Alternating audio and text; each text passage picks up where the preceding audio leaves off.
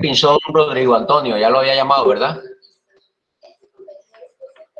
Petro Sánchez José Felipe, que está por la cantera. Pitre Rodríguez Yacili Paola. Buenas noches, profesor, presente. Hola, Yacili. Quiroz Villalba María Mónica. Rodríguez Fernández Edwin Javid. Hola, profe. Buenas noches. Hola, Edwin.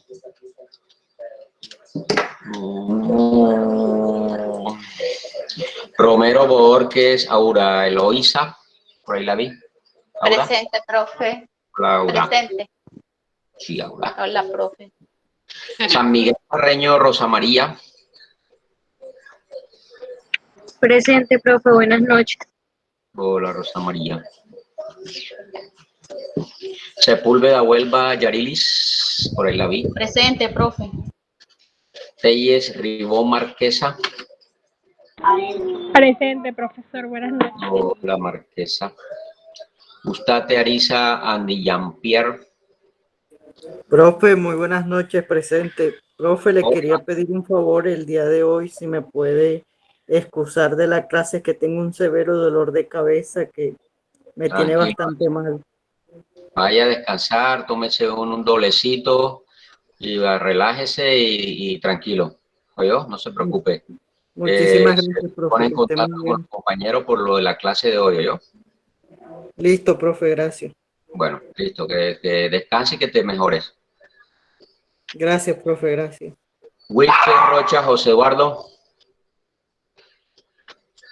Profesor, buenas noches, presente. Yo no tengo Hola, dolor de hola. cabeza, pero sí tengo la señal que se va y se viene, así que de pronto puede que estés me Tranquilo, saque de la clase, pero yo vuelvo y entro. tranquilo, no te preocupes. Entendible. Wilcher Torres, Stephanie. Buenas noches, Doc, presente. Hola, Stephanie. Bueno, voy a volver a comenzar y van respondiendo rapidito, por favor, para que quede grabado, ¿vale? Angulo Silvana. Presente. Aria Yonomani. Presente. Arisa Reinis. Reini. Barragán Daniel. Benavides Heidi. Oye, ¿qué Presente, pasó? profe. Presente, Todos profe. contestaron Presente, presente profe. al comienzo, ya Barragán. como se desconectaron. Bustamante Luisa. Presente, No, profe. profe. Cantillo Osvaldo, voy rápido, ¿no? Carrillo Salomé.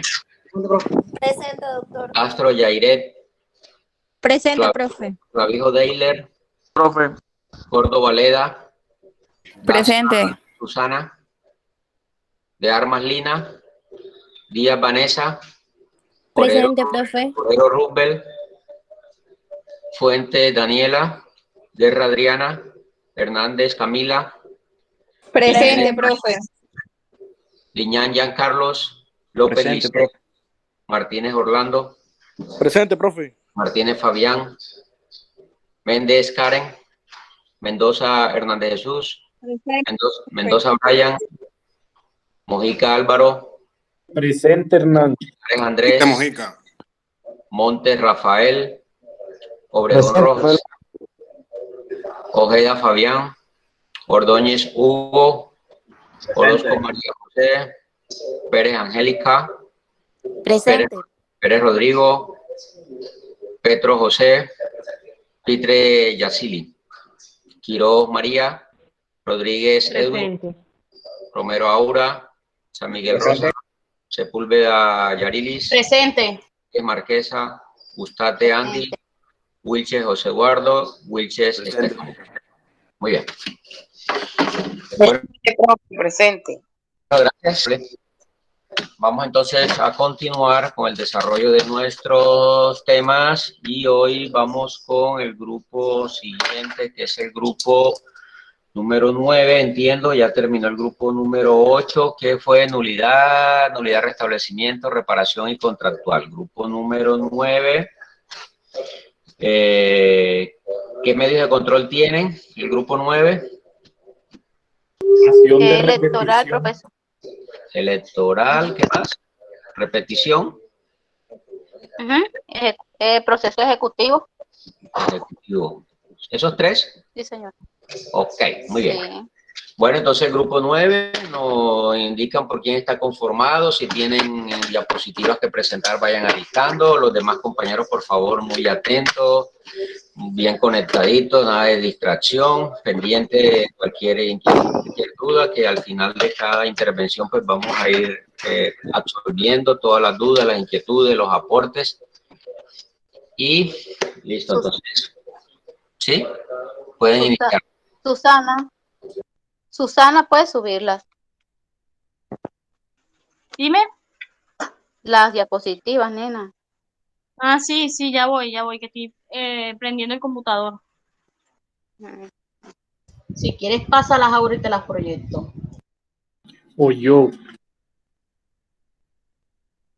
Dame un minuto, te paso las mías para comenzar yo.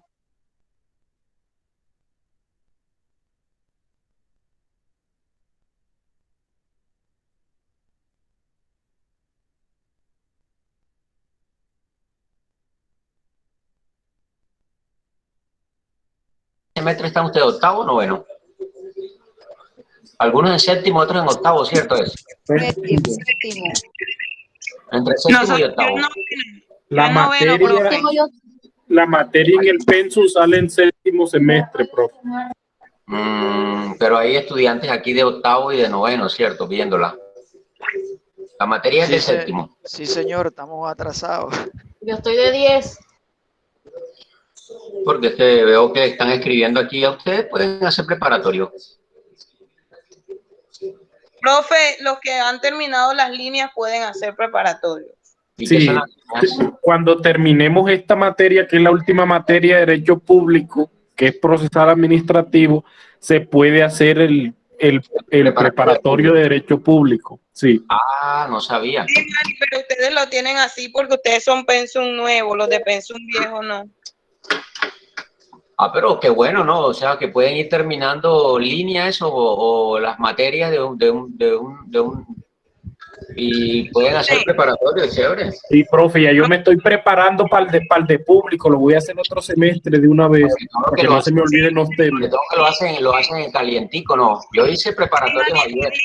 El de público, porque público es el más largo. Yo voy a hacer seminarios, pero también estamos peleando para que los seminarios también nos los dejen hacer dentro de la carrera, profe.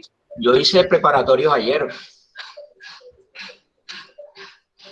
¿Y qué pregunta, profe? Mándenos un cuestionario ahí.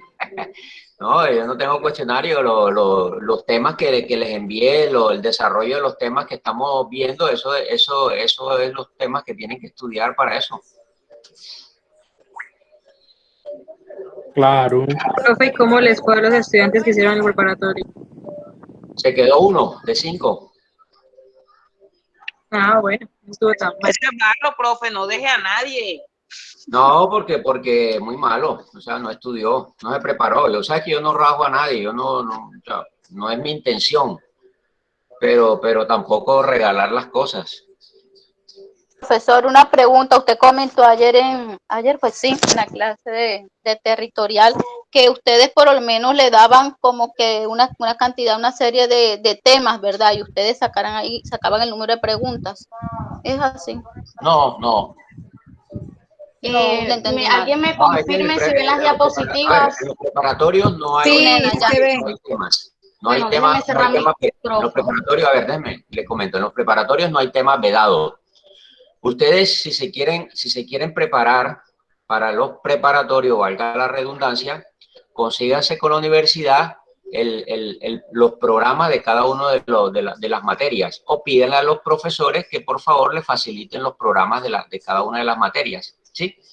¿Por qué? Porque por lo general los mismos docentes que les dan las clases a ustedes, incluyéndome a mí, se los pueden encontrar en preparatorio o en seminario. Yo voy a dictar seminario a partir de la mitad de mayo. Tengo seminario de público. Excelente, profe, me alegra. Nos encontramos allá con el favor de Dios. Ah, bueno, entonces, por eso les digo, entonces, mire, los mejores temas es eso que yo le envié. Eso guárdenlo muy sagradamente y vayan preparando con base en esos temas ese programa que estamos llevando a cabo. De ahí no nos podemos salir ni nos vamos a salir. Y por lo general, como sugerencia, lo que la quieran tener a bien. Por lo general, cuando un docente recalca sobre algún tema y le da como una importancia y les advierte sobre la importancia del tema, son temas que por lo general salen en los preparatorios, son preguntas que salen en preparatorios o en examen. Al menos yo soy de esas personas. Por lo general, si yo les recalco a ustedes sobre algo, jure lo que eso sale en el examen. Ya les dije mucho.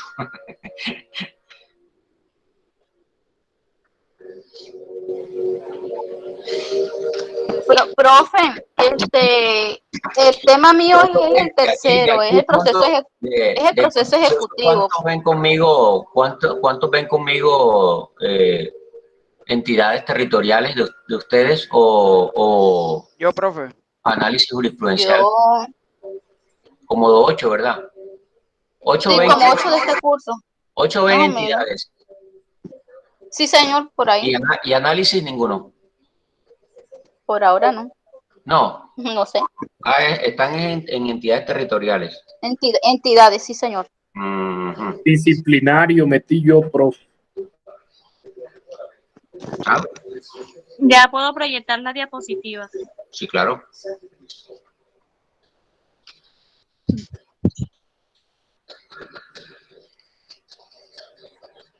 Ya están ahí, ya Yarili las está mostrando. Ah, bueno, compañera, muchas gracias.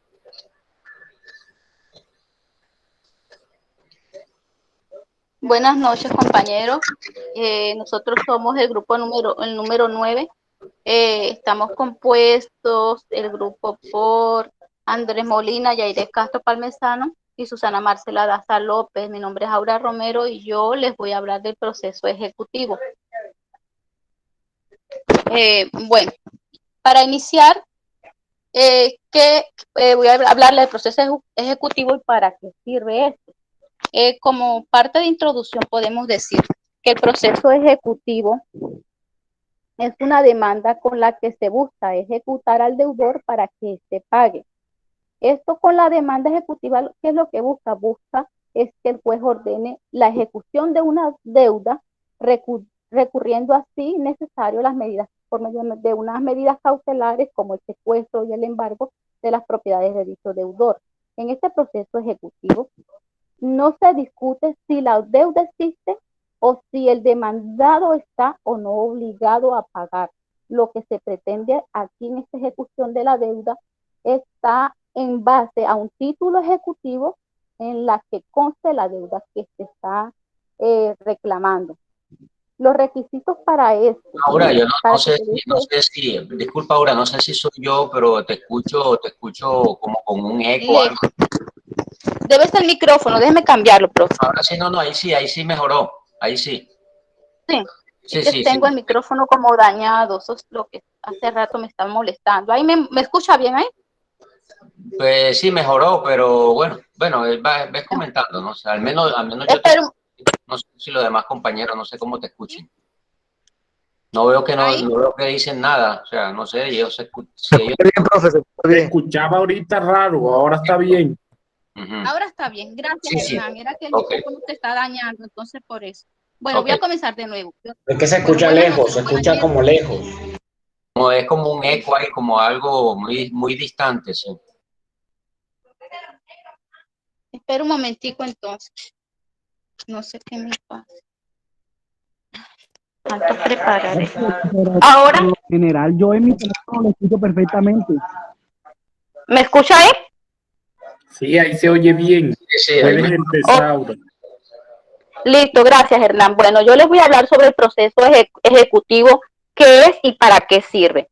El proceso ejecutivo es una demanda con la que se busca ejecutar al deudor para que ésta pague. Aquí la demanda ejecutiva lo que busca es que el juez ordene una ejecución de una deuda recurriendo, si es necesario, a unas medidas cautelares como es el secuestro y el embargo de las propiedades del deudor. Aquí en este proceso no se discute si la deuda existe o si el demandado está o no obligado a pagar. Lo que aquí se pretende es la ejecución de esa deuda basada en un título ejecutivo y que donde conste la deuda que se está reclamando. Los requisitos de este proceso ejecutivo lo encontramos en los requisitos generales que se deben cumplir para que se dé este proceso ejecutivo es a partir de la demanda, y aquí dentro de este contenido vamos a encontrar el artículo 82 del Código General del Proceso, y qué es lo que aquí donde lo que se quiere, lo que se requiere es la existencia de ese título ejecutivo o un documento que preste un mérito ejecutivo. Entonces, ¿qué es un mérito ejecutivo? Aquí en el mérito ejecutivo, lo que busca es que el deudor puede ser ejecutado si solo hay un documento donde conste una obligación que sea clara, expresa y que sea exigible, y que esto está plasmado en el artículo 422 del Código General del Proceso, y que esto debe iniciarse en el proceso declarativo, es decir, si un proceso donde se declare la obligación luego se ejecutará por medio de este proceso ejecutivo. También nos sobra decir que en el proceso ejecutivo el demandante se denomina ejecutante y el demandado se denomina ejecutado. Uno de los ejemplos de las obligaciones que se pueden cobrar en un proceso ejecutivo por el incumplimiento de ciertas obligaciones son las obligaciones que son condicionales, siempre y cuando se haya cumplido con la condición. Segundo, por la ejecución de sumas de dinero, o tres, por las obligaciones de dar, hacer o no hacer de ciertas obligaciones. Un ejemplo de las obligaciones que se pueden ejecutar para cobrar coactivamente son aquellas como primero el contrato de arrendamiento, la promesa de compraventa, las letras de cambio, los pagarés, los contratos de compraventa y cualquier otra obligación legal que conste de un título ejecutivo. Cuando yo les hablo de estos títulos ejecutivos o cuando les digo que conste de un título, nos estamos refiriendo sobre todo a aquellas tipos de contratos. Entonces, en el proceso ejecutivo, como lo establece en el artículo 104, el numeral 6 del CEPACA, al fijar algunos asuntos con los que se conoce la jurisdicción de lo contencioso administrativo, esta jurisdicción conoce, en su artículo 6 dice que los ejecutivos derivados de las condenas impuestas y las conciliaciones aprobadas por esta jurisdicción, así como los provenientes de laudos arbitrales en que hubiera sido parte por parte de una entidad pública, e igualmente los originados en los contratos celebrados por esa entidad. Entonces, para tal efecto en el CEPACA, ¿qué es lo que constituye este título ejecutivo? Lo constituye aquellas sentencias que son debidamente ejecutoriadas o están proferidas por esta jurisdicción de lo contencioso administrativo, y que también mediante esta le concede a una entidad pública el pago de estas sumas dinerarias.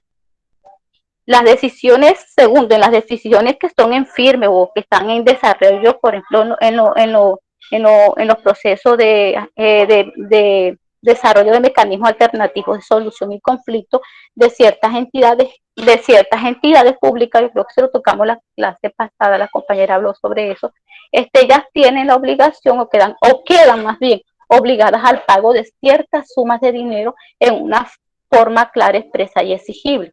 Si el perjuicio de esta prerrogativa, de este cobro coactivo que corresponde a ciertas entidades públicas, prestan un mérito ejecutivo como les comenté, como son los contratos, en los cuales estos documentos tienen que constar con una garantía, lo cual junto con el acto administrativo a través de los cuales tiene que declararse su incumplimiento.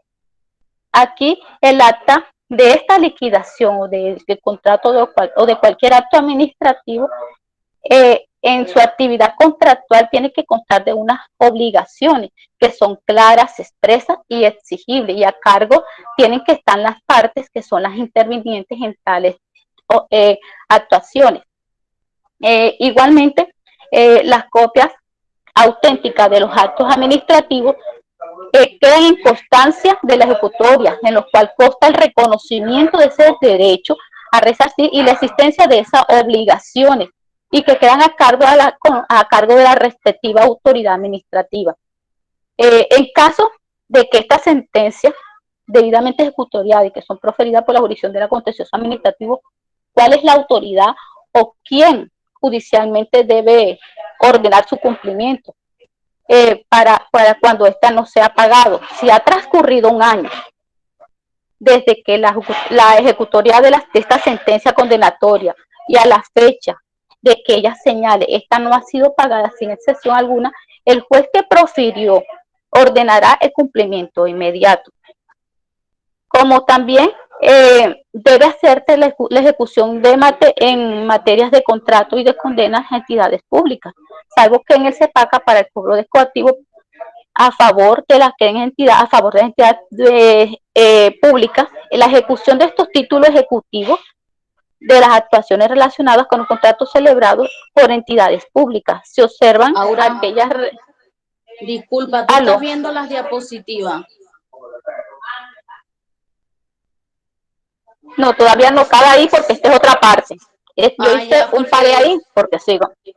No. Me vas avisando porque yo no sé por dónde vas tú. No, para ahí y yo sigo. Esto es como un intermedio porque le estoy hablando de los actos administrativos, cómo va el contrato, y después sigo con el proceso ejecutivo, cómo se va a determinar y hasta dónde va a llegar. ¿Sí? Eso es. Estoy haciendo como hice la primera introducción y hablamos hasta el mérito ejecutivo y te dije hasta los ejemplos. Hasta ahí, y después que le estoy hablando del CEPACA, le estoy hablando del numeral sexto y cómo quién ordena o cómo se da ese contrato, y porque es el incumplimiento y cuándo se tiene que pagar y todo, ¿sí? Eso es lo que estoy hablando. Ok, me avisas para ir pasando para que los compañeros también vayan en sintonía con las diapositivas. Lita, déjala ahí en ese paso. Bueno, me devuelvo. Cuando hablamos que quién es la autoridad para que se dé ese mérito, ordene ese cumplimiento, dijimos que ya ha transcurrido un año después desde la ejecutoria de la sentencia condenatoria a la fecha que ella señale, y esta no se ha pagado sin excepción alguna. El juez que profirió ordenará el cumplimiento inmediatamente, ¿verdad? Y el juez competente también determinará, de acuerdo con los factores, lo determinará de acuerdo con aquellos factores territoriales, dependiendo de la cuantía, y los cuales están establecidos en el código. Ahora sí, seguimos con las diapositivas que tienes pendientes.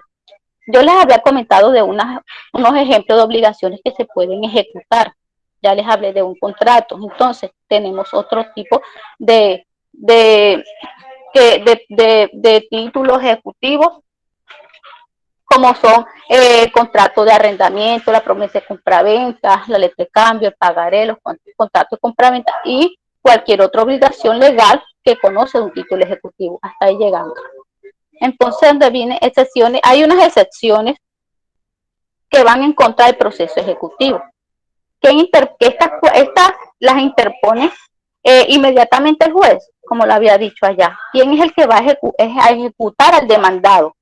Sí, por medio de una defensa van a haber unas excepciones, y el cual esas excepciones, ¿dónde van a estar contemplados? Van a estar contemplados en el Código General del Proceso. Esas excepciones previas que nosotros ya conocemos, venido hablando siempre en el Código General del Proceso Ejecutivo, aquí el demandado va a interponer aquellas excepciones que están señaladas en el artículo 100 del Código General del Proceso.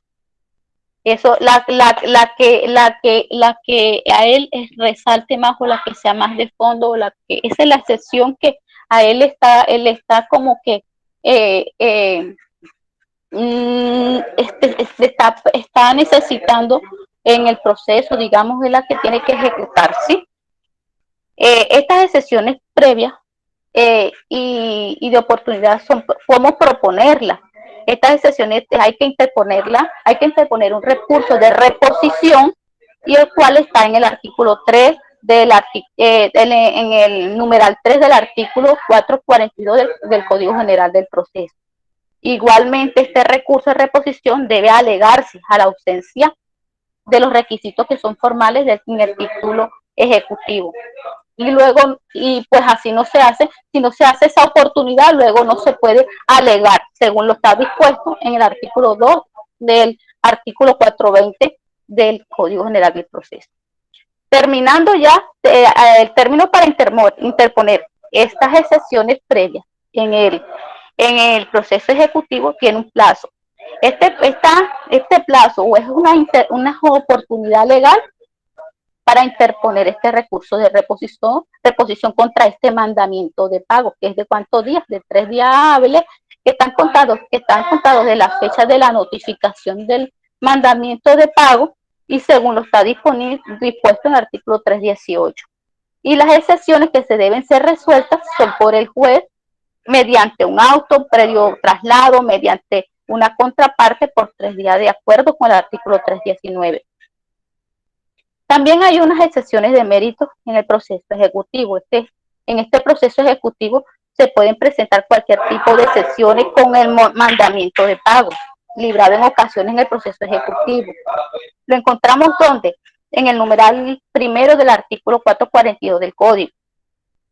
Dice que si dentro de 10 días siguientes a la notificación del mandamiento ejecutivo, el demandado podrá poner unas excepciones de mérito. Deberá expresar los hechos en que se funden las excepciones propuestas y acompañar las pruebas relacionadas con ellas. Acuérdense que siempre tiene que haber pruebas. La ley no las señala de manera que las posibilidades queden abiertas a cualquier excepción. El mérito que proceda según el derecho reclamado del título ejecutivo y presentado dentro de la demanda. También hay una limitación en el numeral 2 de este mismo artículo que dice que estas obligaciones que están contenidas dentro de esta providencia es la conciliación o la transacción aprobada por quien ejerza la función jurisdiccional y donde pueda alegarse, ya sea el pago, ya sea la compensación. Pasa la otra, Yari. Eso, la confusión, la novación, la remisión, la prescripción, la transacción. La nulidad indebida, la representación por falta de notificación, emplazamiento, la pérdida de la cosa debida. El término para interponer las excepciones de mérito en el proceso ejecutivo, las anteriores excepciones deben interponerse dentro del término de los 10 días siguientes a la notificación del mandamiento de pago. Y la ejecución del demandado, aquí el propósito en este proceso ejecutivo es que el juez obliga el cumplimiento de esta obligación demandado. Entonces, una vez que esté interpuesta la demanda ejecutiva, a cual siempre se le ha acompañado del documento que presta un mérito ejecutivo, el juez que va a hacer librar un mandamiento de pago, y si se trata de una suma de dinero o mandamiento de pago en el cual ordena al demandado que cumpla esta obligación. Hay un mandamiento de pago en el proceso ejecutivo. Si estas excepciones que el demandado no interponga no prosperan, entonces el juez ¿qué va a hacer? Ordenar o adelantar la ejecución. Si esta obligación no se cumple dentro del término establecida en el mandamiento ejecutivo, entonces procede a condenar las cosas al ejecutado. Pero si no se cumple con el orden de este mandamiento ejecutivo y esta no propusiera ninguna excepciones al tiempo que está estipulado para proponerla por medio de un auto, se ordenará seguir entonces la ejecución para que el cumplimiento de las obligaciones determinadas se dé en el mandamiento ejecutivo. Y así, y también después esto también, aquí que produce esto, aquí se da para que practique la liquidación de los créditos, el avalúo, los remates de los bienes y los embarques que se van a condenar a la costa del ejecutado. En el caso de las medidas cautelares, la más adelante, la diapositiva.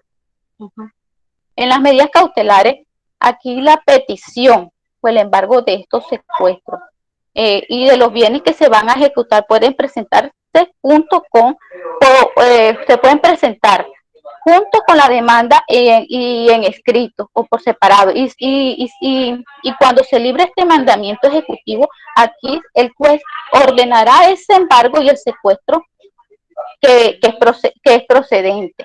Y una vez que se notifica el mandamiento de pago y este no produce ni prospera las excepciones presentadas, este ordenará la liquidación de crédito y se procede el remate de los bienes que son embargados. El producto de todos estos embargos se entrega al acreedor y hasta la concurrencia del crédito y a las costas, y el remate si lo hubiere, y como así se hubiese también entregado o ejecutado. Aquí el demandado puede impedir que le embarguen o le secuestren sus bienes. El demandado sí lo puede impedir o que le embarguen, que le secuestren sus bienes, pero esto solo lo podrá hacer cuando éste formule la demanda en su contra y deberá presentar una caución en dinero. Y si está a constituir, tiene que constituirlo a través de una garantía bancaria o a través de un acompañamiento de un seguro por un determinado monto ante el juez que lo señaló. Así que este se encuentra contemplado en el artículo 602 del Código General del Proceso. Listo, profe.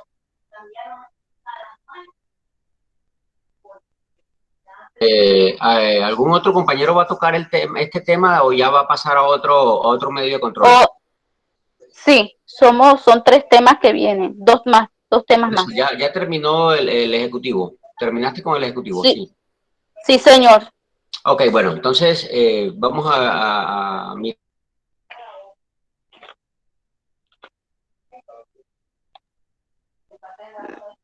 Profe, yo tengo una pregunta. Laura. Dime. Bueno, disculpen allá la bulla, pero es que no sé, la gente ni los martes respeto. Bueno, primero, para que me hagas el favor, me aclares un poquito más, me repitas por lo menos la definición del mérito ejecutivo, ¿ok? Que creo que ibas un poquito rápido y no entendí muy bien esa parte. Y segundo, no sé también si con la ayuda del profesor, cuando tú ejemplificas los contratos de arrendamientos, por lo general uno se da cuenta que las personas ahora se mudan incluso en la madrugada.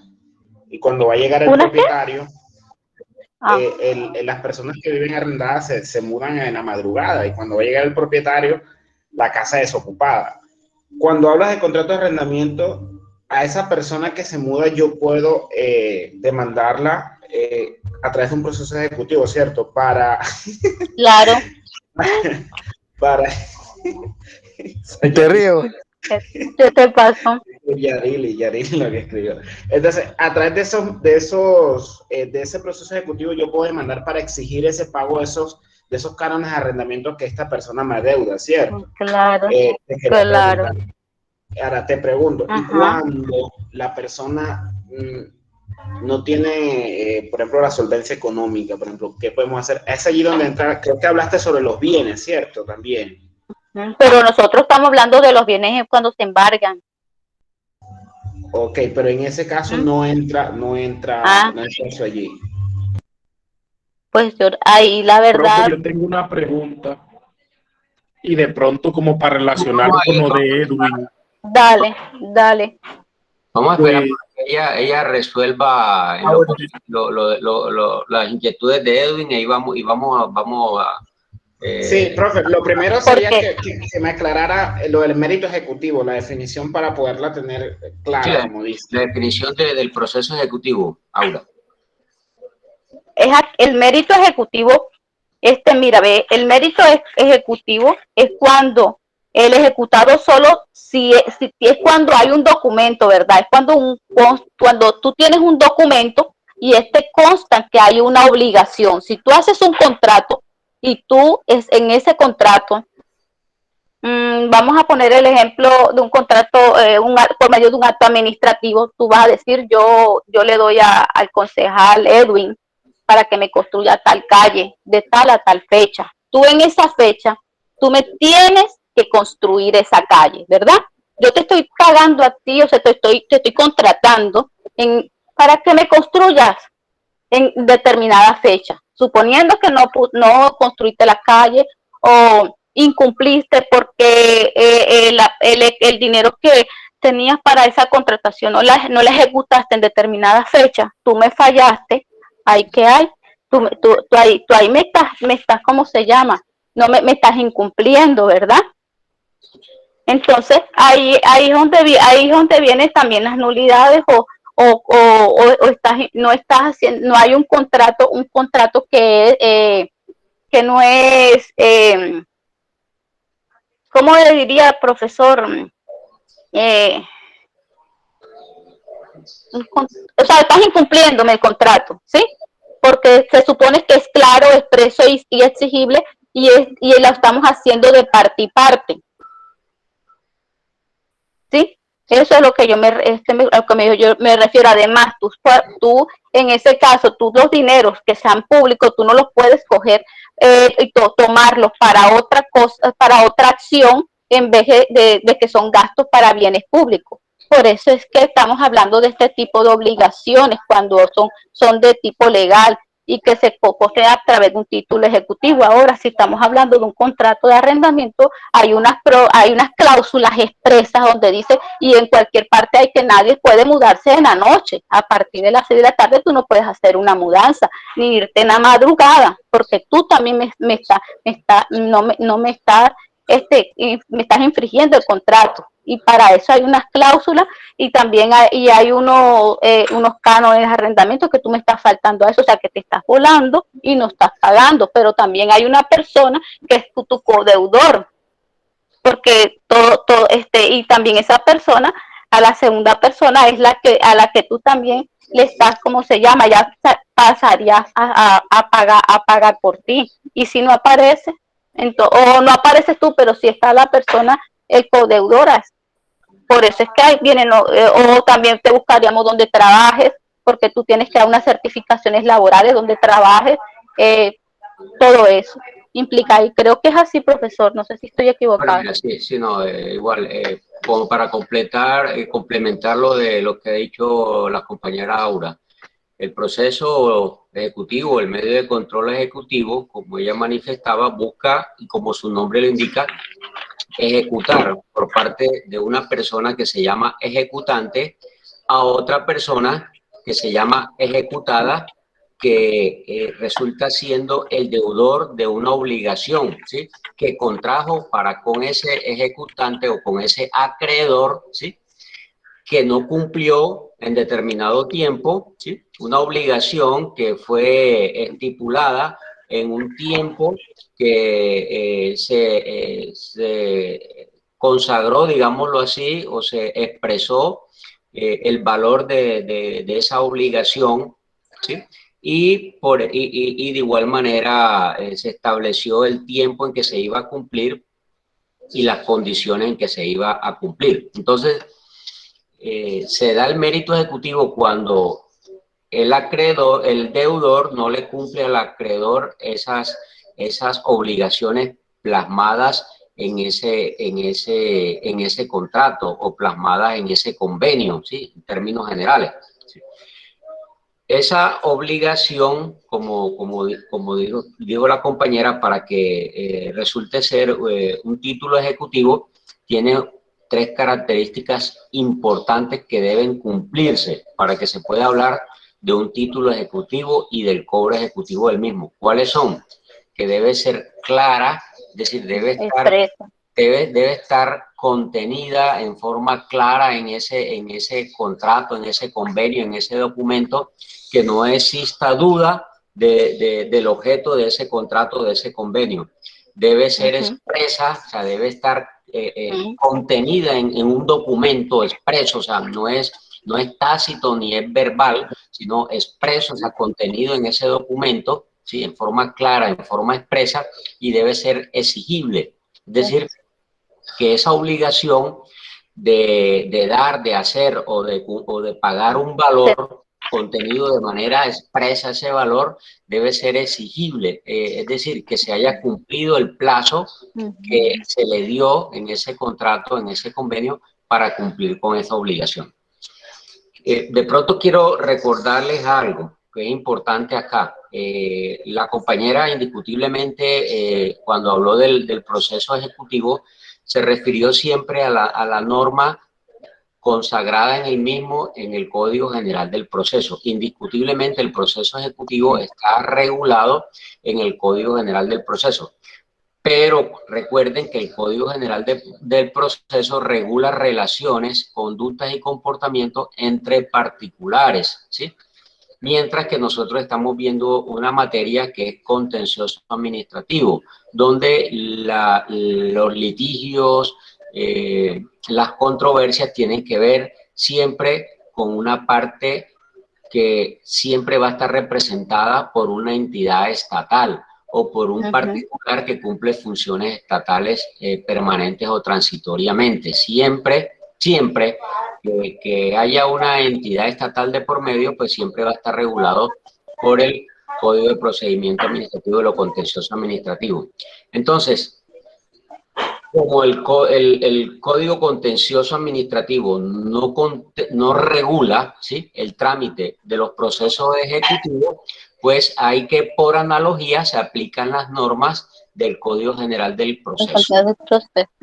Pero en el Código Contencioso Administrativo se conoce de los procesos ejecutivos que versan, ¿sí?, o que se generan en virtud de, listo Daniela, correcto, tranquila, en virtud de una sentencia condenatoria, ¿sí?, en contra de una entidad estatal, o en virtud de una conciliación a la que llegan un particular y una entidad estatal, o en virtud de laudos arbitrales. En lo contencioso administrativo no se ventilan litigios y controversias que tengan que ver con contratos de arrendamiento, con contratos, amén que estos hayan sido objeto de un proceso de controversias contractuales, esta serie de contratos como el de arrendamiento, donde interviene un particular y una entidad estatal, ¿sí?, y se resuelva o se defina en esa controversia contractual, o se condene a la entidad estatal a cumplir o al pago de cierta obligación de dar, hacer o cumplir una obligación dineraria.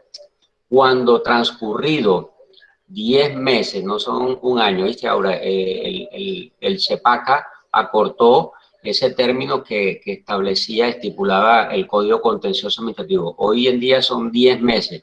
Si transcurridos 10 meses desde la ejecutoria de la sentencia condenatoria contra una entidad estatal, esta no ha pagado la condena impuesta, entonces lo que deviene por parte del acreedor o del demandante, ¿sí?, o a quien le resultó favorable esa sentencia condenatoria, presentar una ejecución, un cobro ejecutivo en virtud de esa sentencia condenatoria, pero debe dejar pasar 10 meses. Es decir, la exigibilidad es que debe transcurrir 10 meses para poder presentar esa demanda ejecutiva, que se tramita con base en la sentencia condenatoria a su favor. Entonces, para que tengan claro, en lo contencioso administrativo, las únicas situaciones que generan, y óigase bien con ello, las únicas situaciones que generan un proceso ejecutivo son una sentencia condenatoria debidamente ejecutoriada, siempre y cuando hayan transcurrido 10 meses de la ejecutoria de la misma. 1. 2. Las conciliaciones judiciales o extrajudiciales que realiza un particular con una entidad estatal. Y 3, las que se generan en virtud de laudos arbitrales, ¿sí? Lo demás es de conocimiento de la jurisdicción ordinaria y, lógicamente, se tramitan a través del Código General del Proceso. Pero en lo contencioso administrativo, como no hay norma que regule el trámite y el procedimiento de los procesos ejecutivos, el mismo Código Contencioso Administrativo, por analogía, indica que el trámite de los ejecutivos ante la jurisdicción de los contenciosos será el mismo que está regulado y contenido en el Código General del Proceso. ¿Ya? Lo que comentaba el compañero Edwin, bueno, eso es normal que ocurra, ¿sí? Lógicamente están ustedes enfocados en el tema de los litigios o de ejecutivos que se dan ante la jurisdicción ordinaria, ¿sí? Pero es normal que ocurra, o sea, que alguien se voló algo, pero lógicamente en estos casos el arrendador, indiscutiblemente, por eso es que esos contratos verbales no se deben hacer. El arrendador debe hacer un contrato escrito, ¿sí? Autenticado en notaría, y además de ello exigirle, como decía la compañera Aura, unos deudores o codeudores que también firmen con ese arrendatario, y a su vez, a más de ello, también se le exige la firma de letras, de pagarés o de cualquier otro título cambiario o valor, porque ante una situación como la que comenta Edwin, que es normal que ocurra, ¿sí?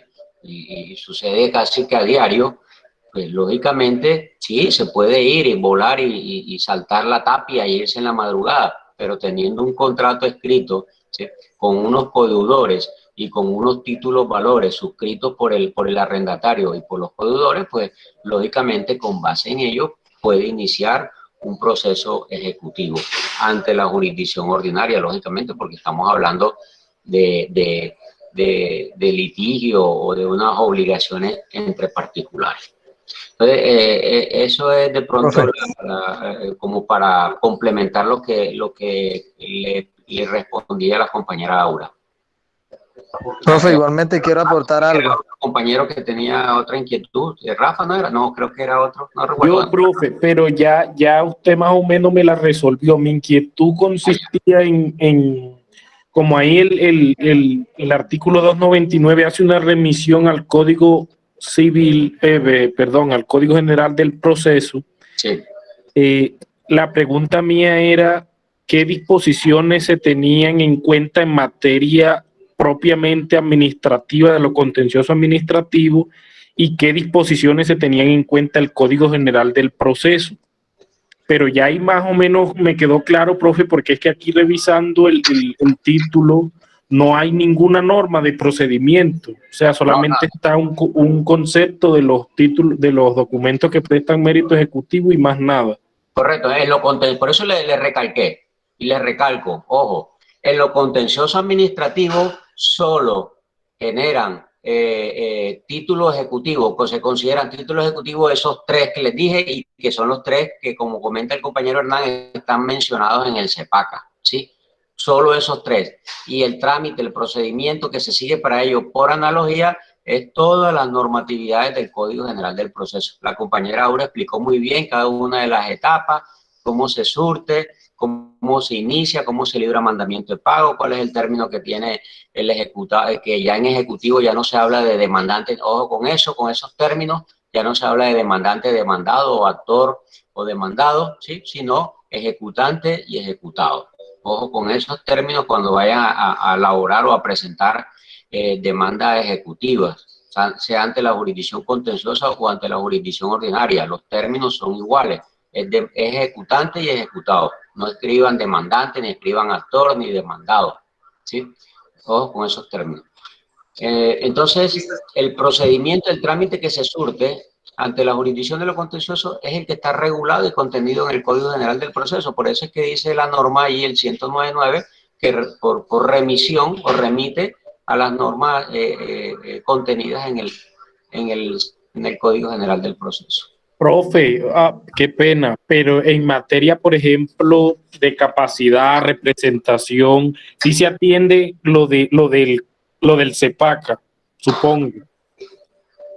Sí, claro, no, en cuanto a eso, igual, es que el Código General también es lo mismo, simplemente que en el Código General, como es el proceso ordinario, habla de un ejecutivo de mínima cuantía, de menor cuantía. Entiendo que lo de mínima cuantía no requiere apoderado para actuar, ¿sí? O sea, puede hacer en causa propia. Acá no, acá en lo contencioso todos los procesos ejecutivos se entiende que son de mayor cuantía. Siempre debe estar asistido o representado por un apoderado. Por lo general, por lo general debería ser el mismo abogado que lo representó durante el proceso ordinario.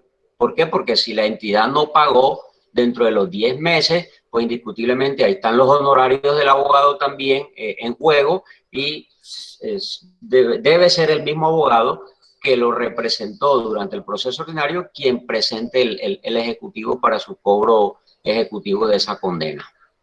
Sí, está buena la inquietud tuya, ¿verdad? Porque eso es importante manejarlo y saberlo, ¿sí?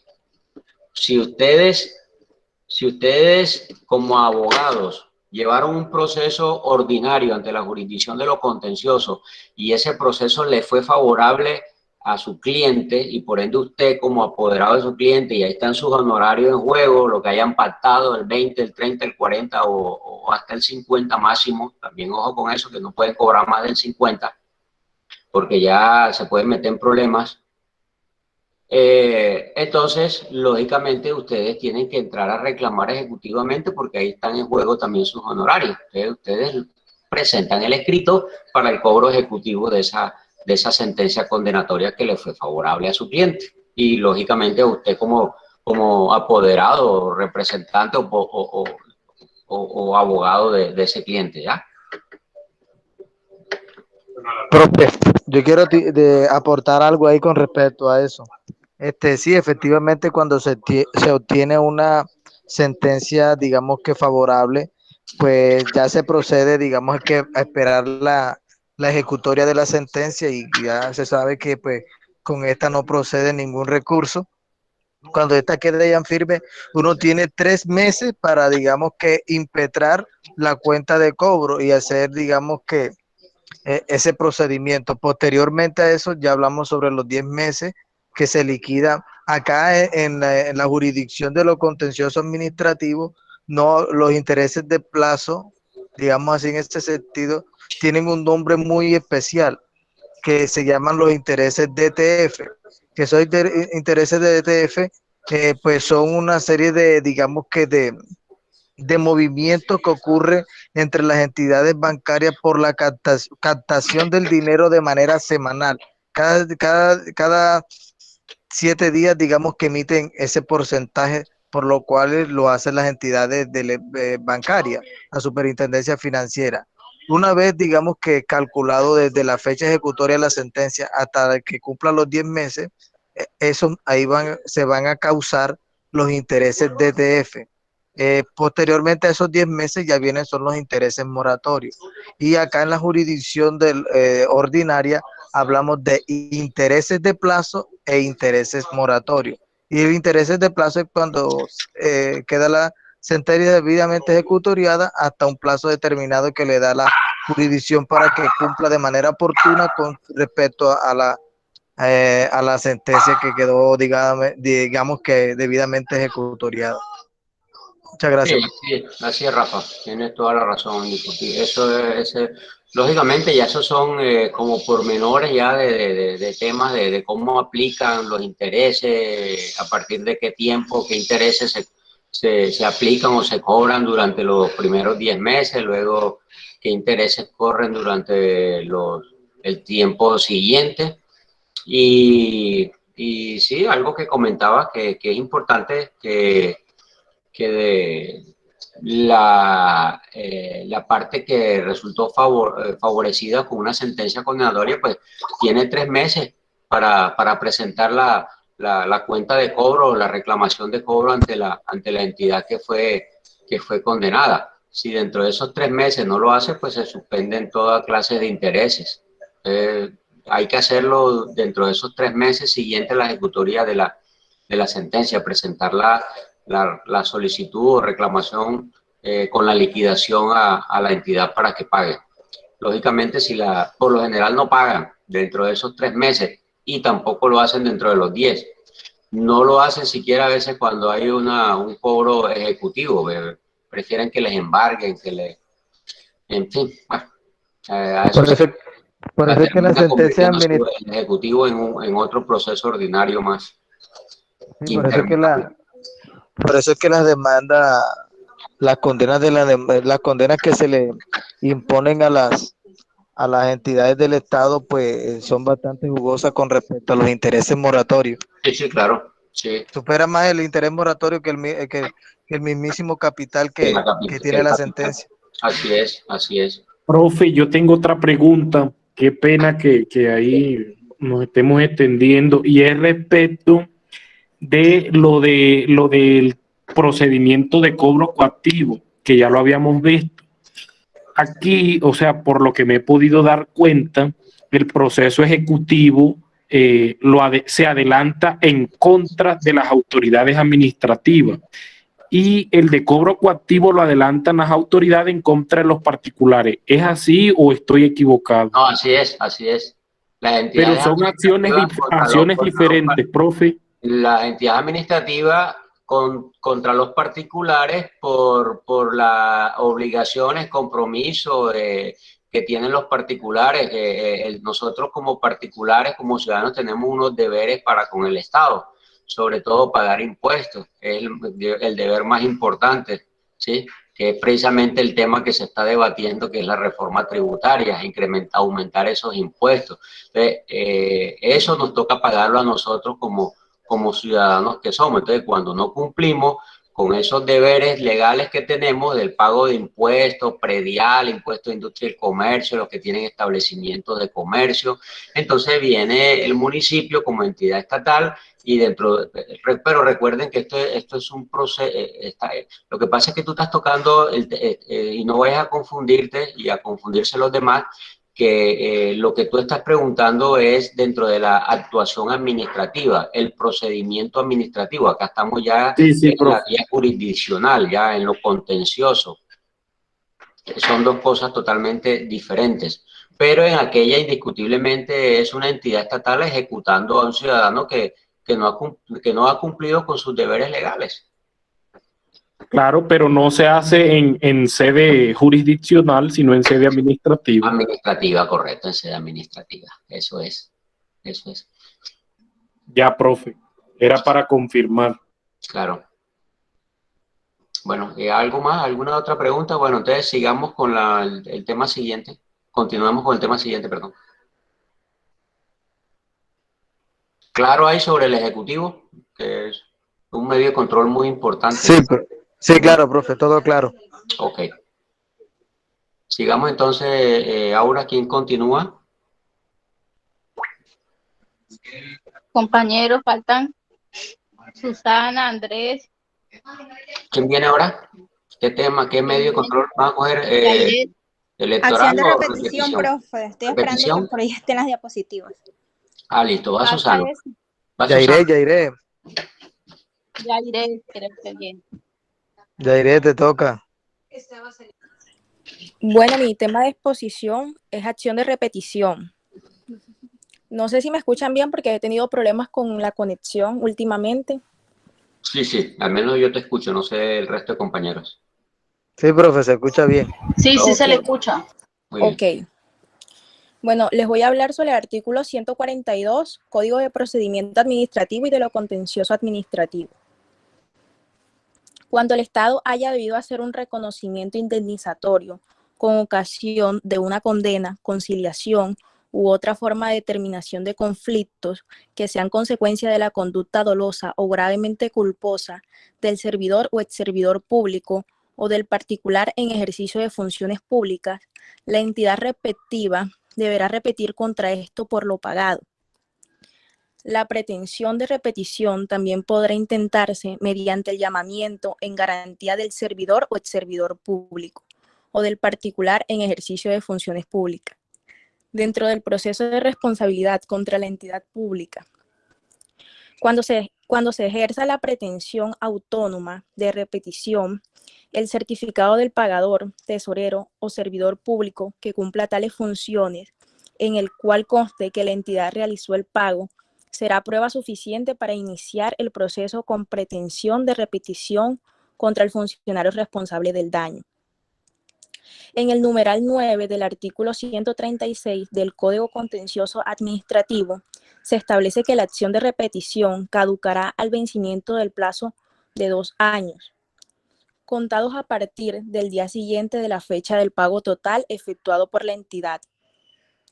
Asimismo, el artículo 11 de la Ley 678 del 2011 establece que la acción de repetición caducará al vencimiento del plazo de 2 años, contados a partir del día siguiente a la fecha del pago de la condena efectuado por la entidad demandante, y que cuando el pago se realiza por cuotas, el término de caducidad comenzará a contarse desde la fecha del último pago, incluyendo las costas y agencia en derecho, si es que se hubiera condenado a ellas.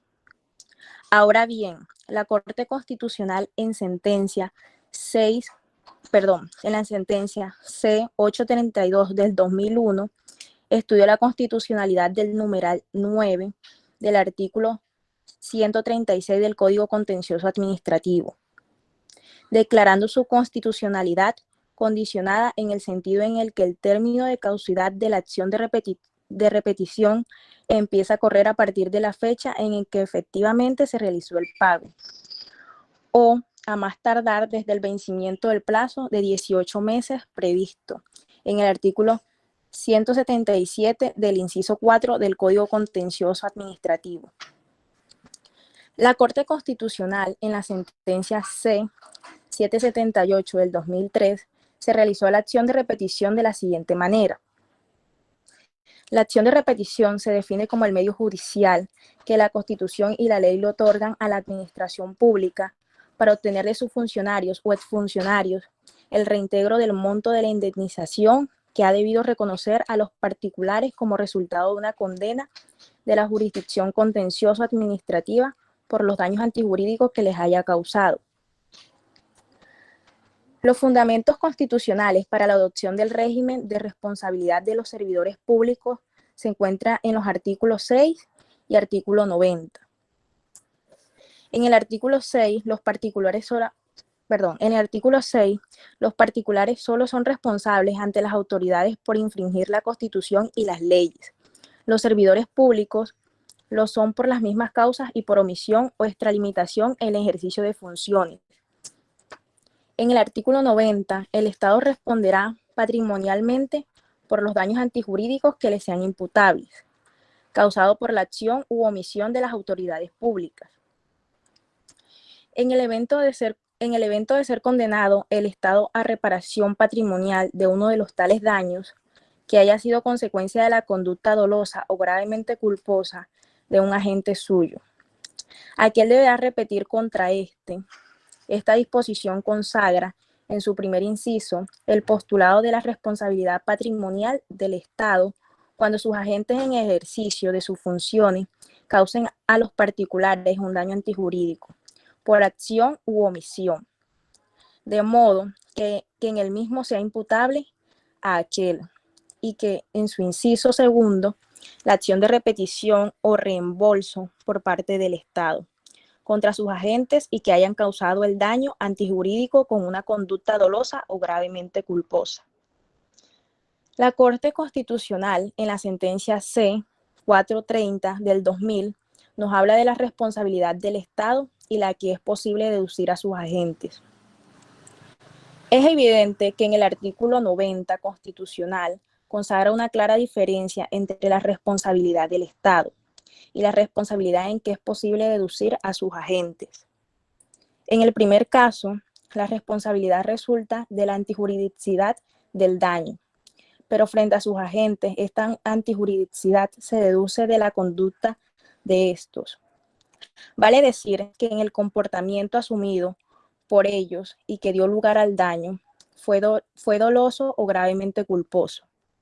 En tal virtud, no puede deducirse responsable patrimonial del funcionario o agente público, si no se establece que obró por acción u omisión constitutiva de dolo o culpa grave, y que lo hizo en ejercicio o con motivo de sus funciones. Así las cosas, los presupuestos sobre los cuales se estructura la responsabilidad del Estado son distintos de los que permiten deducir la responsabilidad de sus agentes, quienes comprometen su responsabilidad cuando en ejercicio de sus funciones públicas han actuado con dolo o culpa grave. La obligación del Estado de reparar la lesión causada al particular es directa, Es decir, debe responder patrimonialmente siempre que el daño antijurídico le es imputable, independientemente de que exista o no responsabilidad propia de uno de sus agentes. Algunas de las características esenciales de la acción de repetición y los requisitos de procedencia de la misma, entre los cuales se encuentran: la acción de repetición es una acción de carácter patrimonial y de interés público, que está instituida para defender el patrimonio del Estado y garantizar que las personas tienen a cargo el funcionamiento del mismo asuman responsablemente el ejercicio de sus funciones. Es un medio judicial que la Constitución y la ley le otorga a la administración pública para obtener sus funcionarios y a funcionarios o particulares investidos de funciones públicas. El reintegro del monto de la indemnización que debió reconocer a los particulares como resultado de una condena por el daño antijurídico causado a consecuencia de su obrar doloso o gravemente culposo. En los supuestos de responsabilidad estatal no generados en dolo o culpa grave, si bien hay lugar a declaraciones de tal responsabilidad, el Estado no está legitimado para repetir contra el funcionario. El incumplimiento debe ser ejercitar la acción de repetición, constituye falta disciplinaria. Gracias.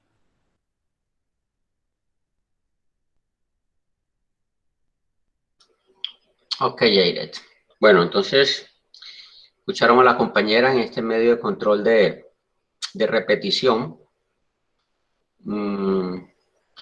Es un medio de control que su trámite no es complicado, tiene algunas características especiales que ella las indicó y las explicó, consagradas y contenidas en las normas que lo regulan, el Código de Procedimiento Administrativo y lo Contencioso Administrativo, artículo 142. No sé si existe alguna duda, alguna inquietud sobre este medio de control de repetición. Profe, yo tengo uno. A ver. Deiler. ¿Quién va a hablar? Deiler primero. A ver, Deiler. Quiero saber si me quedó claro. La acción de repetición es la acción que tiene el Estado en contra del servidor que por dolo o omisión, por culpa de él, se ocasionó un daño y que el Estado lo pagó, ¿cierto? Sí, eso es. Es la acción de repetición. Eso es. Es obligatorio que el Estado inicie esta acción en contra del servidor. Sí, es obligación legal. Representante legal, a ver, representante legal. ¿Ah? En caso de que no lo haga, ¿hay algún tipo de sanción para Sí, claro, se hace acreedor a sanciones disciplinarias y rayaría con sanciones, incluso conductas penales, porque estaría cometiendo un prevaricato por omisión. La ley exige a los representantes legales de las entidades estatales, ¿sí?, que cuando son condenadas, ¿sí?, por un fallo donde se observe que por conducta dolosa, gravemente culposa o por acción o por omisión de alguno de sus funcionarios se vio abocado a una condena y a pagar esa condena, puede repetir contra ese funcionario y debe hacerlo a través de este medio de control. Profe, ¿qué término tiene para eso? Ahí ya la compañera lo dijo. No alcancé a apuntar, porque como estaba... 2 años. 2 años a partir del día siguiente al último pago que haga de esa condena, o sea, al pago del último peso, digámoslo así. Okay. Pagado el último peso, al día siguiente, a partir del día siguiente tiene 2 años para presentar esa demanda. Ok. Sí. Ahora, algo importante que ella comentaba, de pronto voy a complementar lo que ella dijo. Puede suceder, se dan 2 situaciones. El medio de control de repetición como tal es un medio de control autónomo e independiente que tú lo puedes presentar, ¿sí?, directamente como representante legal de una entidad que pagó una condena y que esa condena se generó por un presunto dolo, una presunta culpa grave por una acción u omisión de un funcionario público. Presentas eso, una vez pagas el último peso, a partir del día siguiente tienes 2 años para presentar este medio de control. Pero dentro del mismo proceso ordinario que se esté surtiendo, que por lo general es el medio de control de reparación directa, esa entidad que ha sido demandada, ¿sí?, por un particular, por un daño que causó, por una omisión, en fin, por las características y objetivos que vimos ya cuando vimos el medio de control de reparación directa, entonces, al momento de contestar la demanda, en un capítulo aparte de la demanda o en un memorial aparte, esa entidad demandada puede manifestar que llama o que se llame en garantía a ese funcionario, ¿sí?, que actuó dolosa o culposamente o que por su accionar o por su omisión puede resultar condenada la entidad. O sea, con ello no está diciendo la entidad que está previendo que va a ser condenada o está ya prácticamente preparada a que va a ser condenada. No, ninguna entidad va preparada a que va a ser condenada. Va a defenderse y a tratar de mostrar que no tuvo ninguna responsabilidad. Pero dice en el mismo llamamiento en garantía manifiesta que de resultar condenada, ¿sí?, esta condena o el pago de esa condena sea solidaria entre la entidad y el funcionario que actuó dolosa o culposamente o generó una omisión en su conducta o su comportamiento, ¿sí? Entonces, ya allí no se da el medio de control de repetición, sino que dentro del proceso ordinario se da una figura que se llama el llamamiento en garantía. Es lo que se conoce generalmente como los terceros intervinientes. Entonces, una de las formas de terceros intervinientes es el llamamiento en garantía. Entonces, si resulta condenada la entidad, entonces, lógicamente, esa condena va a ser solidaria entre el llamado en garantía o ese funcionario y la entidad. Entre los dos deben pagar la condena. ¿Sí? Parecido a lo que Profe, en tengo una civil le inquietud, llaman el tercero civilmente responsable.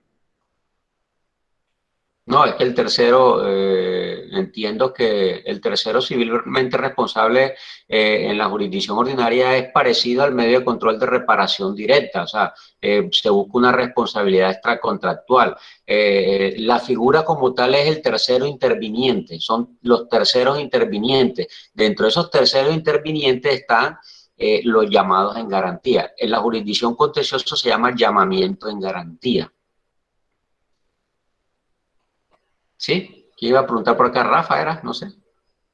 Sí, profe, yo quería comentarle lo siguiente, como usted me habló sobre de que sí, efectivamente, esa acción de no repetición, Sí, esa, esa acción, digamos que, pues dijo que era autónoma y pues, o sea, yo pienso, no sé si de pronto estaré equivocado. O sea, para que no se dé la repetición, me imagino que debe estar un precedente antes de esa, ¿cierto? Entonces, digamos que el precedente fue una reparación, porque mira, observamos que los casos de víctimas de conflicto armado, ¿cierto?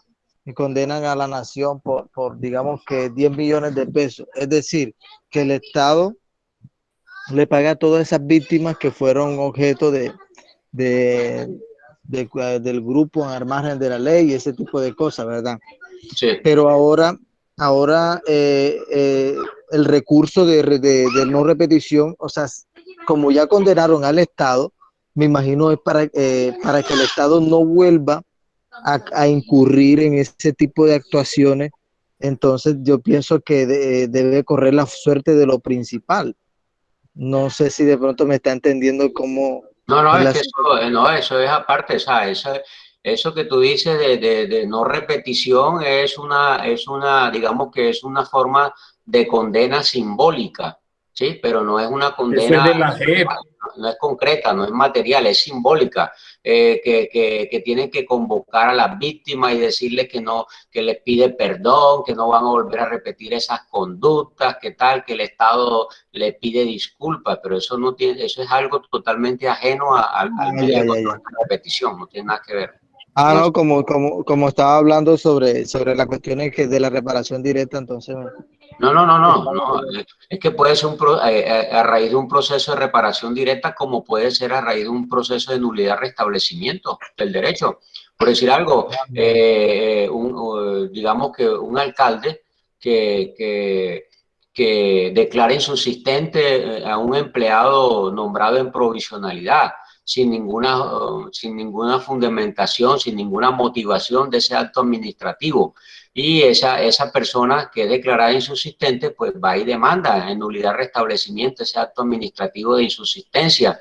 Y lógicamente se gana esa demanda y condenan al municipio porque no motivó ese acto de destitución. Y como ese acto de destitución lo firmó, digamos que el alcalde o el secretario general o el secretario de gobierno delegado por el alcalde, pues entonces contra ese funcionario que firmó ese acto administrativo de insubsistencia sin una motivación y que a raíz de ello condenaron al municipio, pues entonces se presenta una acción de repetición contra ese funcionario, ¿sí? ¿Por qué? Porque actuó bajo una conducta dolosa o gravemente culposa, no cumplió con los parámetros, no cumplió con los principios de objetividad, de motivación que deben existir en los actos administrativos, ¿sí? O sea, profe, que por ejemplo, en el caso también, no sé si también con ese Rafa estoy equivocado, pero por ejemplo, en su momento aquí en Valledupar, perdón, hubieron demandas contra el municipio con la invasión de los lotes. Entonces, el propietario de ese lote demandó en su momento también al municipio, pero le pregunto si en caso tal el municipio lo hubiese tenido que pagar a ese propietario, allí hubiese entrado este medio de control, ¿cierto? Claro, La claro. repetición. Claro. No, pero no de no repetición. Perdón, acción de repetición. Es que un medio de control de repetición es autónomo e independiente. Es que están confundiendo esa No figura. repetición es una garantía, es un eje fundamental de la Jurisdicción Especial de Paz. De paz, sí. La no repetición. De no repetición o es que en el mismo proceso de reparación directa, por decir algo, como decía Rafa ahí, por los falsos positivos. Entonces obligan al Estado a que le pida perdón a los familiares y al país por esas conductas que cometieron arbitrarias, ¿sí? Y entonces que no se van a volver a repetir. Entonces esos son obligaciones que les imponen, que no son pecuniarias ni son, pero hacen parte de la condena, ¿sí? Pero eso es aparte y ajeno a esto del medio de control de repetición como tal. Aquí se va a repetir, al contrario, aquí no es a no repetir, aquí se va a repetir, ¿sí? Contra ese funcionario que actuó dolosa o culposamente y que por su actuación dolosa o culposa resultó condenada la entidad estatal. ¿Sí? Sí, profe, gracias por la aclaración. Un juego de palabras ahí. Sí, claro. Yo estaba confundido porque de pronto como dijo que era autónomo, entonces sí, claro que sí, tiene razón. Entonces, ojo que esta figura se puede dar de dos formas. Una, a través del proceso autónomo e independiente, que es el medio de control de repetición contra ese funcionario que actuó doloso o culposamente. Ojo con esos términos. Y lo otro es que dentro del proceso ordinario que se está siguiendo contra esa entidad estatal, ¿sí? La entidad estatal, al contestar, ¿sí? Aplicando la figura de los terceros intervinientes, puede llamar a ese funcionario en garantía, ¿sí? Para que se llame a ese funcionario en garantía y que de ser condenada la entidad, pues lógicamente también sea condenado ese llamado en garantía solidariamente con la entidad. O sea, entre los dos pagarían. Profe, un ejemplo de esa última llamamiento en garantía, ¿cómo sería? Ahí en ese, por ejemplo, una aseguradora, digamos que el Estado está haciendo una carretera. Sí, el Estado está haciendo una carretera y de pronto se generan unos daños graves por la construcción de esa carretera, y recuerden que para poder ejecutar esa carretera pues hay que suscribir unas pólizas, ¿sí? una aseguradora legalmente constituida.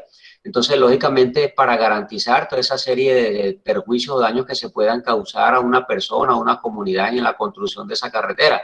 Entonces, se genera un daño por la construcción de esa carretera a una persona resulta muerta a raíz de esa obra o de esa construcción.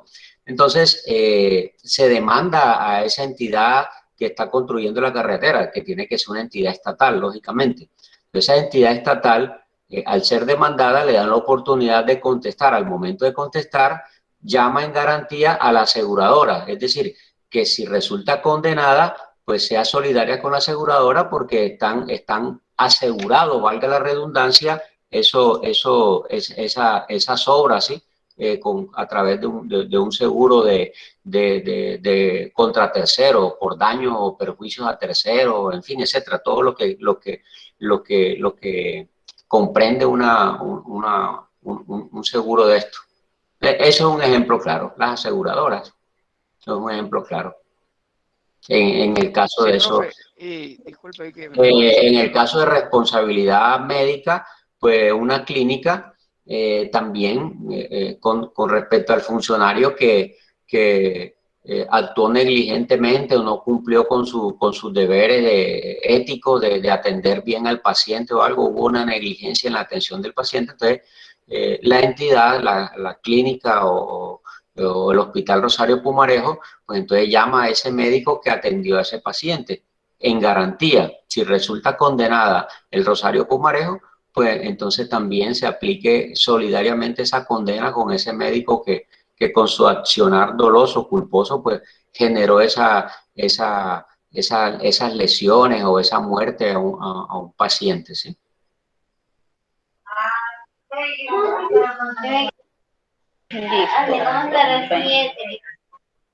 Hola, Aura.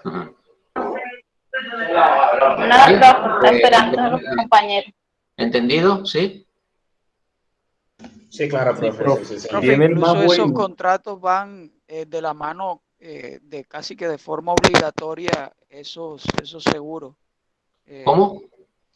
Que esos contratos, ya sea del Estado o de forma en la parte de responsabilidad médica, van casi que de forma obligatoria, ya se los exigen para tener el respaldo.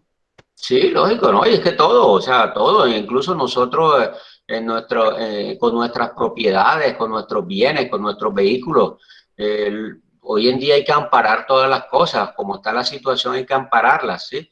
Entonces, cualquier accidente de nuestro vehículo, pues está amparado a través de una póliza contra todo riesgo, ¿sí? Una póliza contra todo riesgo. Entonces, hay un amparo ahí. Entonces, uno causa un siniestro, una lesión, una muerte, no quiera Dios, a alguien, ¿sí?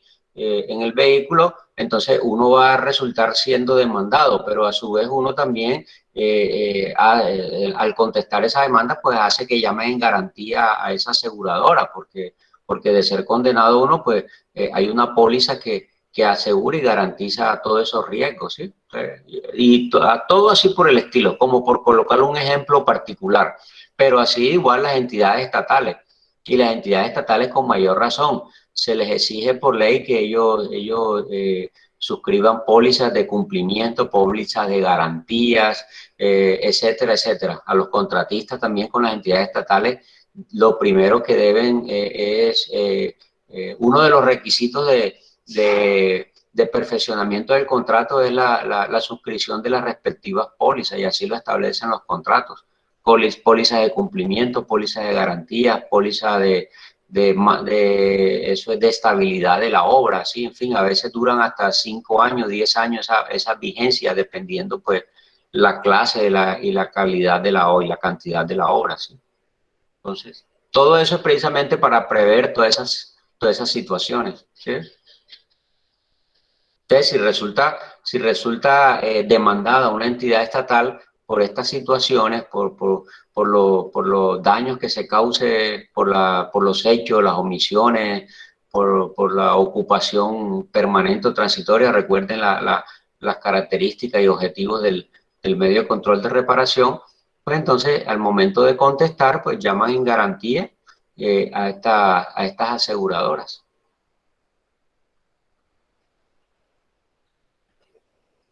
Sí, bien. No sé si, ¿sí? ¿Deiler? Claro. No, está claro. Ok. No sé si continuamos o dejamos allí por hoy. Queda pendiente entonces el tema de los electorales. Son las 40. No sé, ¿ustedes qué opinan? Yo creo que para la próxima, profe. Pues se mete ahora Oneida Pinto aquí y no terminamos hoy. ¿Quién es Oneida Pinto? ¿Quién es? ¿Susana o Andrés? No, Andrés no creo. ¿Susana? Está bueno. ¿Quién es Oneida Pinto, verdad? La exalcaldesa de un municipio de La Guajira, profe, del mencionado caso. Eso es un precedente bueno al Consejo de Estado en materia de nulidad electoral. Sí, sí, claro. Oiga, Pero ven ella acá, fue, Hernán, se me ella adelantó ahí, fue no en oiga. caso de la alcaldía, sino de gobernación. Sí, yo sé, sí, fue alcaldesa de... Por supuesto, el tema de la alcaldía fue la que la inhabilitó, Orlando. Sí, ya caí en cuenta, la cuestión de la gobernación fue por el proyecto de alimentación escolar. Sí, fue por corrupción. Entiendo. Así es, profe. Bueno, entonces dejemos ahí, bueno, algo que quiero que comentemos y aclaremos. La otra semana, ya de acuerdo a la programación, es semana de parciales, segundos parciales. Nosotros la otra semana tenemos 2 clases, el martes y el jueves. Habíamos comentado que hacer el examen después de la semana de parciales programadas por la universidad. Pero entonces, ¿qué hacemos la otra semana? Vamos a dar clases en los 2 horarios, vamos a suspender o damos una clase y en la otra hacemos el examen, en fin, no sé, ¿por qué no definimos y miramos? Profe, yo creo que la mejor opción es terminar nulidad electoral el martes y hacer el examen el jueves, porque si damos clase martes y jueves, ya son muchos temas, profe, esto va a estar pesado ese examen. O damos, Pienso yo.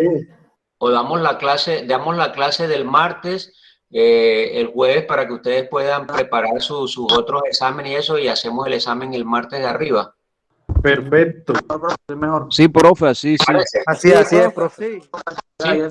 Bueno, entonces yo pienso que sí, damos la clase el martes, que sería el electoral, y ahí hacemos algunas explicaciones, todas las dudas que tengan sobre todos estos medios de control, para que les quede bien claro, traten de leer sobre ellos, lean el CEPACA para que lo entiendan mejor y eso, y entonces el martes terminado el electoral, hacemos todas esas conclusiones, todas esas dudas, todas esas inquietudes, y el jueves de la semana siguiente pues no damos clase para que ustedes puedan prepararse mejor para los otros exámenes, para que les vaya muy bien y no sea por mi culpa que no les vaya a ir bien.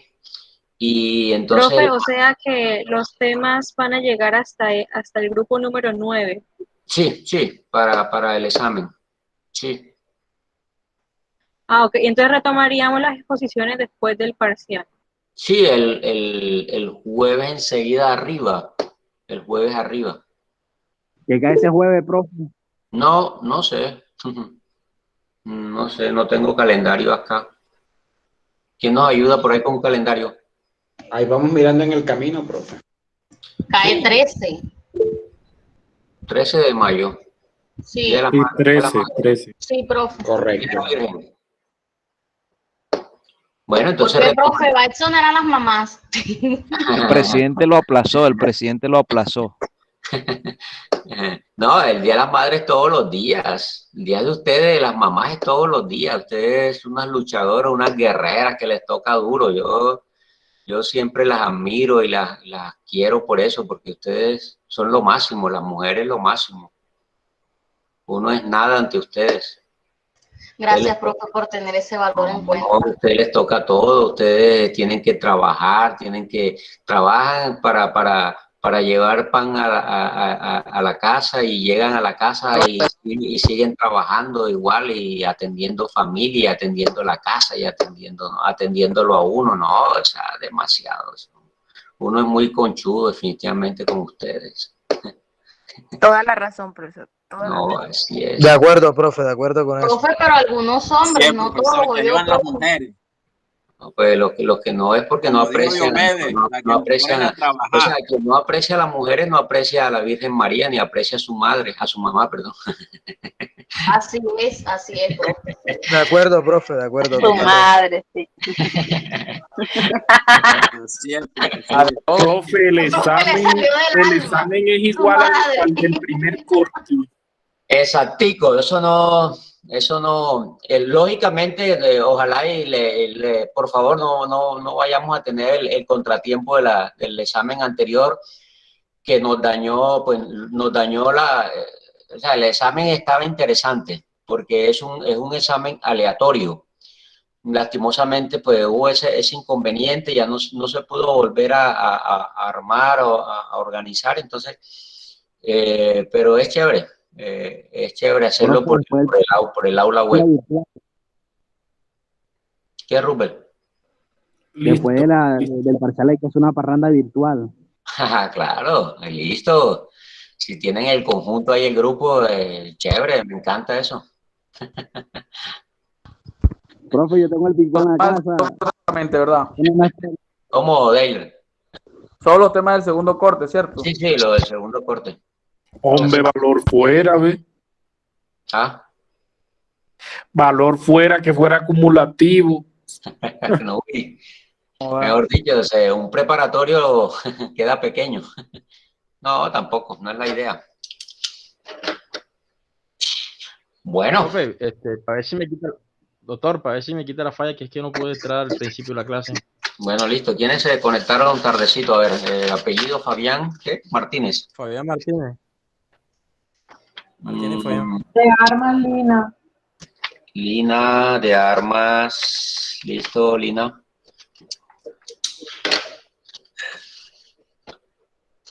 ¿Qué compañero? ¿Qué compañero que ya se repartieron todos los temas o hay temas pendientes? Sí, hay varios temas pendientes, profe, y queda por ahí pendiente el compañero Ray, que se ponga de acuerdo con la otra compañera, a ver si Ray y Lina pueden, Hernán, para que tú coordines eso, por favor, para que me digas para la próxima clase, ¿oíste? Revisen los grupos, qué grupos ya han desarrollado temas, qué temas están pendientes y qué compañeros no tienen todavía grupos y temas asignados. Entonces, para que ellos coordinen entre ellos, se compartan los contactos y se les asigne el tema, ¿vale? ¿Oíste, Hernán, por favor? Listo, profe. Ok. Bueno, entonces, un placer que se hayan conectado. Nos vemos en la próxima clase, Dios mediante. Desearle muy buenas noches a todos, que nos sigamos cuidando, por favor. Mañana cuídense mucho los que vayan a salir. La recomendación es no hacerlo, pero bueno, hay que ser respetuoso de las decisiones de cada uno, pero por favor cuídense mucho. Esto está muy difícil, está bastante complicado. ¿Oyeron? Entonces, por favor, cuidémonos y cuidemos a nuestras familias. Amén, profe, igualmente, bendiciones.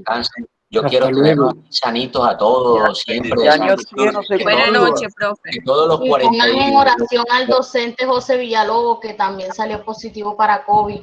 Bueno, pongan en oraciones al profe. Mire que es una persona que no sale y mire, vean. Sí. Esto es delicado. El doctor Villalobos, ¿qué va a hacer? Sí, claro, él lo publicó en Facebook, profe.